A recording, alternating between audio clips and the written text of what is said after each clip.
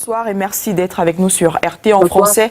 Le premier échange d'otages entre Israël et le Hamas a été un succès. Pensez-vous que les prochains échanges se dérouleront tout aussi bien? Oui, je pense oui, cette fois-ci oui. On ne peut pas revenir en arrière. On constate bien que ce sont les pressions personnelles de Donald Trump qui ont convaincu le chef du gouvernement israélien Netanyahou à accepter cet accord. Donc, je pense, oui, cette fois-ci, oui, puisque Gaza n'est plus Gaza, hein. Gaza n'est plus Gaza. Monsieur Ahmed Attaf, le ministre des Affaires étrangères algérien, qui préside aujourd'hui la réunion du Conseil de sécurité, a répété à plusieurs fois Gaza n'est plus Gaza. Pourquoi? Parce que Gaza a perdu plus que 46 000 victimes mortes, plus que 100 000 blessés.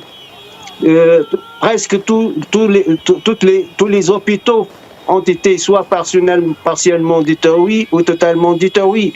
Les universités, les écoles, même les mosquées, on parle de 1000 mosquées détruites, on parle des églises aussi, parce qu'il y a des chrétiens palestiniens, 3 églises, dont une qui date de plus de 1000 ans.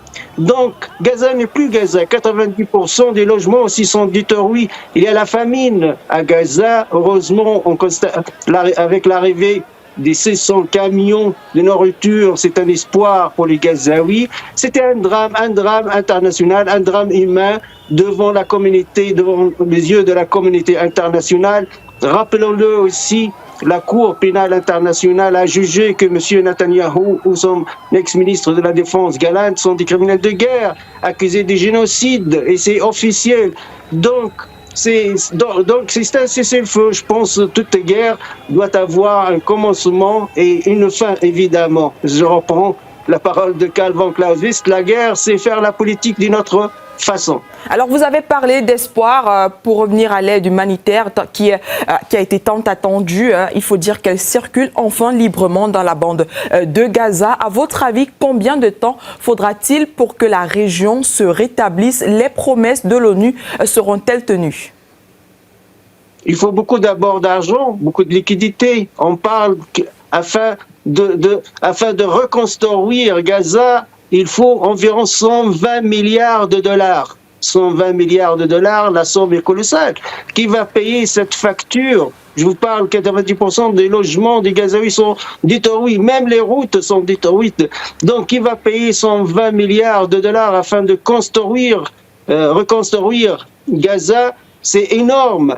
Et je pense que si toute une génération des enfants qui ont beaucoup souffert pendant cette guerre, qui ont souffert des bombardements, et en plus qui ont souffert de la famine qui a dévoré les peuples gazaouis. Donc c'est un grand soulagement, c'est pour cette raison qu'on voit les Gazaouis qui sont très heureux, ils fêtent ce feu, ils fêtent cet arrêt de guerre comme une victoire pour eux, parce que c'est une victoire aussi contre la famine, une victoire contre la souffrance de la vie quotidienne. Gaza a beaucoup perdu. Il faut maintenant environ 120 milliards de dollars afin de reconstruire Gaza.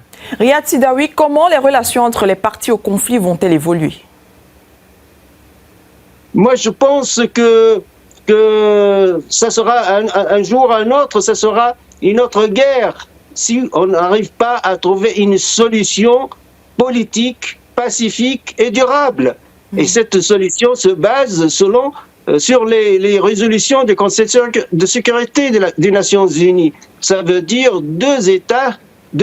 L'État palestinien doit être construit. Et on a observé aussi que plusieurs capitales occidentales qui aujourd'hui elles soutiennent le fait d'avoir un État palestinien. Donc 2 États palestiniens, selon le droit international aussi, parce qu'il faut le rappeler aussi, c'est Israël qui ne respecte pas les résolutions du Conseil de sécurité, ni les résolutions de l'ONU, ni le droit international. Donc avoir 2 États pour avoir une solution pacifique et durable, surtout durable. Sinon, ce sera qu'une guerre parmi d'autres. Ça veut dire, ça va recommencer dans 5 ans, 10 ans, 15 ans, 20 ans, on ne sait pas. Tant qu'il n'y a pas une solution politique durable, je pense la guerre pourrait avoir encore lieu.